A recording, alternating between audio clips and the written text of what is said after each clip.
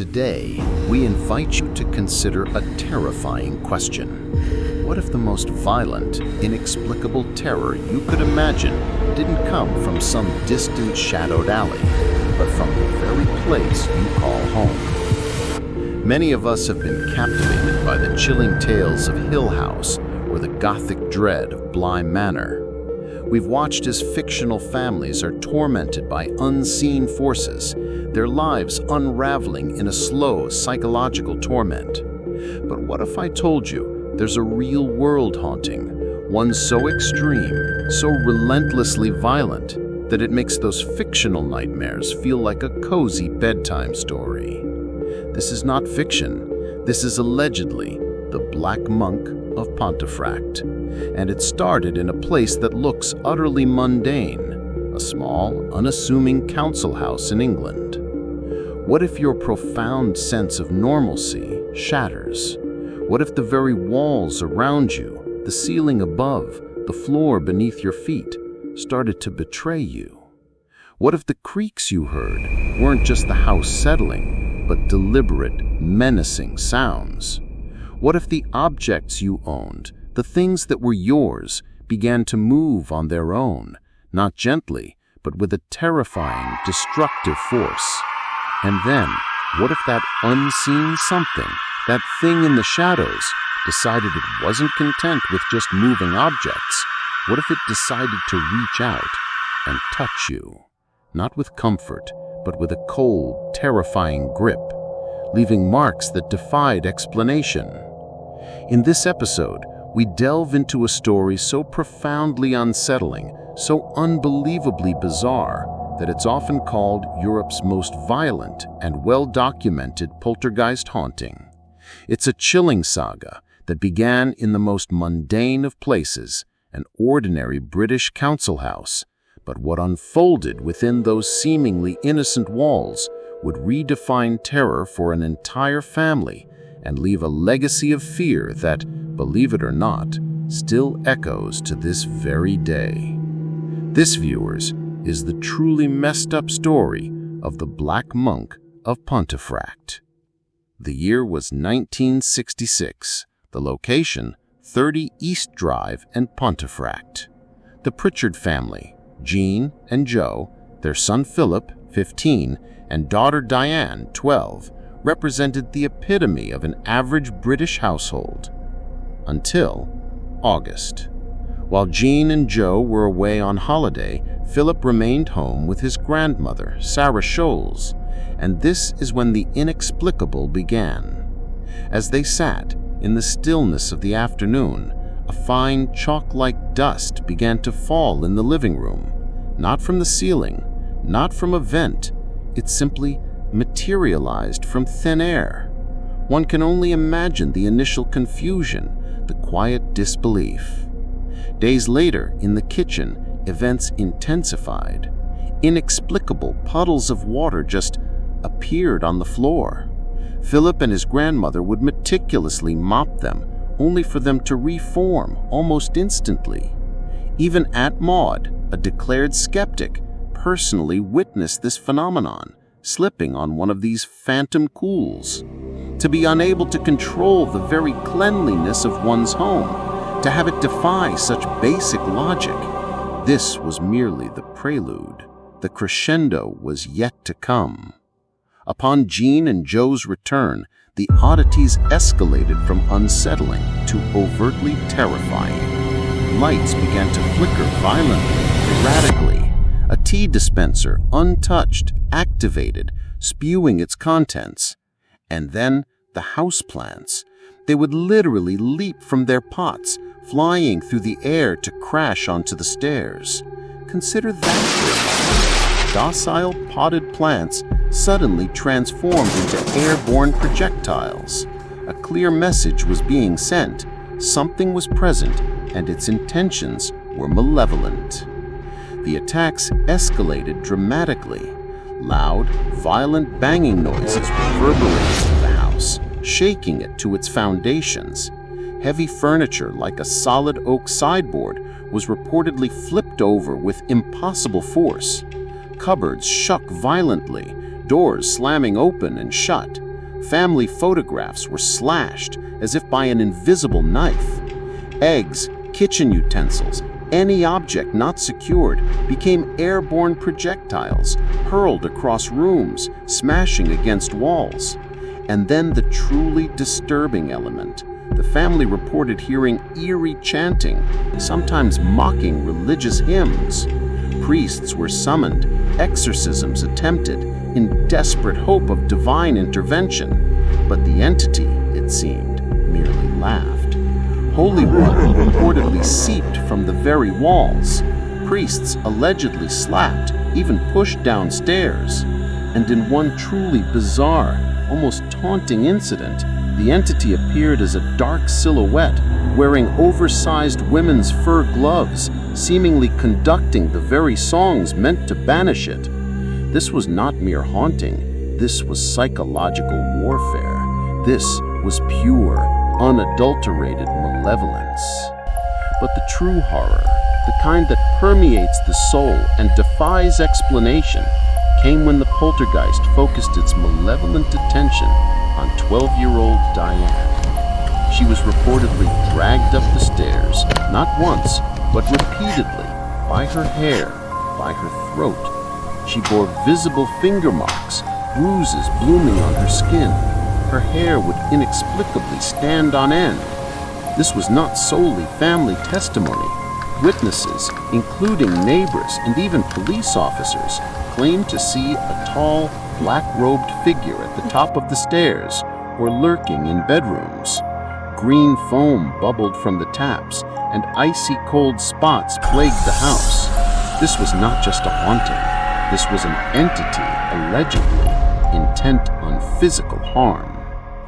The activity would eventually quieten as the children matured, but it never truly departed, always lurking, always prepared to reignite its terror. What then was the source of this profoundly disturbing activity? The Pritchard family, in their initial attempts to cope, affectionately nicknamed the unseen tormentor Fred, a seemingly innocuous name intended to lessen the immediate terror, to render it less real. Yet as events escalated and sightings of a tall, hooded figure in black robes became increasingly frequent, a far more ominous appellation emerged from the terrified whispers: the Black Monk. With that name, a chilling, popular backstory coalesced. One of the primary theories posits that the house, constructed in the 1950s, allegedly stands near the site of a medieval gallows. And on those gallows, so the legend claims, a 16th century Cludiac monk was reportedly executed for the heinous crimes of rape and murder of a young girl. His body, the story further asserts, was then unceremoniously dumped into a well on the very property itself. Could this be the explanation? Was this violent entity, this Fred, the vengeful spirit of this executed monk, forever bound to the land, now unleashed upon an unsuspecting family? This powerful narrative, largely popularized by paranormal investigator Tom Cuniff years after the initial events, remains deeply ingrained in the legend of Pontefract. Other theories, however, offer alternative explanations. Some parapsychologists classify the Black Monk as a classic poltergeist, distinct from a traditional ghostly apparition. They propose it is not a conscious entity, but rather a manifestation of psychokinetic energy, often unconsciously generated by individuals under acute stress, particularly adolescents. The intense emotional turmoil within the Pritchard family, especially during the tumultuous teenage years of the children, could conceivably have provided the volatile energy for this destructive force. And then the truly terrifying theory emerges. Many witnesses described a presence far more sinister, far more intelligent than mere residual energy. The religious mockery during the failed exorcisms, the sheer calculated malevolence of the attacks. Some postulate this was not merely a poltergeist, but a demonic entity, or perhaps even multiple entities, feeding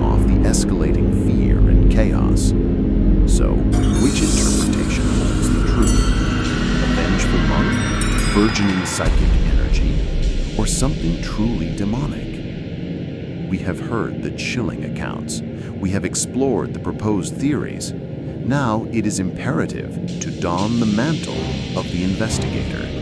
For with any narrative so extraordinary, so profoundly bizarre, we must ask what truly transpired. What evidence withstands scrutiny, and what elements may be more complex?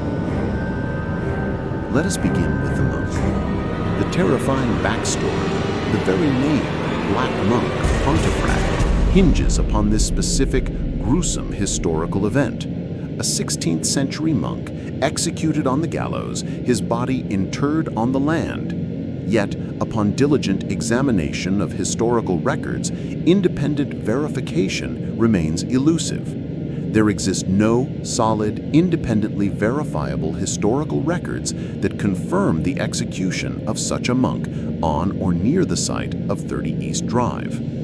Even Colin Wilson, a celebrated author and parapsychologist who initially investigated the case and deemed it one of the most compelling, later publicly debunked parts of the monk story himself, suggesting it was more folklore than fact, added retrospectively to provide context. Then there is the sheer violence, particularly towards young Diane. It remains a deeply horrifying aspect of the accounts. However, within the field of parapsychology, poltergeist cases involving extreme activity often raise an uncomfortable question: the possibility of a hoax.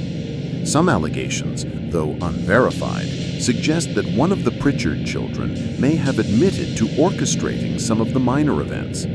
Consider the context: adolescence, boredom, a stressful home environment, a potential desire for attention. It is a possibility that cannot be entirely dismissed. Of course, the frustrating absence of video evidence from the 1960s renders definitive proof impossible, leaving conflicting testimonies and lingering uncertainty. Professor Chris French, a leading expert in animalistic psychology, offers a different, more grounded perspective. He observes that poltergeist cases frequently center around adolescence. His research posits that these phenomena can often be explained by misperception, attention-seeking behavior, or even the intense psychological dynamics within a family unit operating under immense stress. Is it conceivable that the profound stress experienced by the Pritchards, compounded by the turbulent energies of two teenagers, created an environment where strange, genuinely unsettling events could be misinterpreted or even subconsciously influenced? This perspective does not negate their experiences, but rather seeks alternative explanations. Consider the psychological toll. A family already under immense pressure, experiencing genuinely bizarre occurrences. The human mind, under duress, can achieve remarkable, almost unbelievable feats of perception. Mass hysteria, confirmation bias. Once the seed of a haunting is planted, every creak, every shadow, every fleeting cold spot becomes proof. And what of mundane factors? Could faulty plumbing have generated those initial puddles? Could drafts explain some of the object movement? What begins as a simple, potentially explainable event can rapidly be magnified into something supernatural when fear takes hold. Yet the accounts of those who believe persist. Richard Estep, a well-known paranormal author and investigator, spent 5 days living in the house in 2015. He claims to have personally witnessed a heavy mirror being violently dislodged while the house was empty and locked. Estep, like many who visit, affirmed the haunting's authenticity, supported by accounts from visitors and modern investigations. He views Fred as a genuinely violent entity, potentially the monk, and warns of its physical dangers. Dr. Leo Ruickby, a parapsychologist, visited on the 50th anniversary in 2016. While he experienced no major events during his solitary overnight stay, he described the site as a strong contender for Britain's most haunted house. Ruickby, while leaning towards paranormal explanations, maintains a rigorous scientific stance, calling for more thorough study and acknowledging the profound psychological impact on visitors. The story of the Black Monk, once a localized horror, transcended its origins to explode into mainstream consciousness. The 2012 film, When the Lights Went Out, though admittedly loosely based and embellished for cinematic effect, introduced the Pontefract haunting to a global audience. Books like Colin Wilson's Poltergeist, a study in destructive haunting, cemented its place in paranormal lore. And then came the television shows. Most Haunted even dedicated a live Halloween special to the house, amplifying the legend further, ensuring its enduring notoriety. Today, 30 East Drive is no longer merely a house. It is a commercial enterprise. Filmmaker Bill Bungay, its current owner, charges hundreds of pounds for overnight stays and ghost hunts. The house is reportedly booked solid for years in advance. This then introduces a crucial modern layer to the mystery, the undeniable power of suggestion. When individuals enter a house pre-sold as Europe's most violent poltergeist, their minds are already primed. What one expects to find, one is far more likely to perceive. A creaking floorboard becomes a spectral footstep, a temperature drop, a chilling touch. The very atmosphere of the house, steeped in decades of legend, becomes a powerful psychological trigger. So, where does this leave us, viewers? With the terrifying first-hand accounts of the Pritchard family, a family whose lives were undoubtedly shattered by something they could not explain? Or with a meticulously constructed legend, amplified by the relentless churn of media, fed by humanity's innate desire for a story that makes the hairs on the neck stand up? Was the Black Monk truly a vengeful spirit, forever bound to a tragic, unproven past? Or was Fred a complex manifestation of human psychology, the psychic energy of stress, the potent influence of suggestion, the collective fear echoing within an otherwise ordinary home? Perhaps the true haunting of 30 East Drive does not reside solely within its walls, but within the depths of our own minds, our capacity for belief, our inherent need to find meaning in the inexplicable. The house at 30 East Drive remains, a testament to a mystery that perhaps can never be fully solved.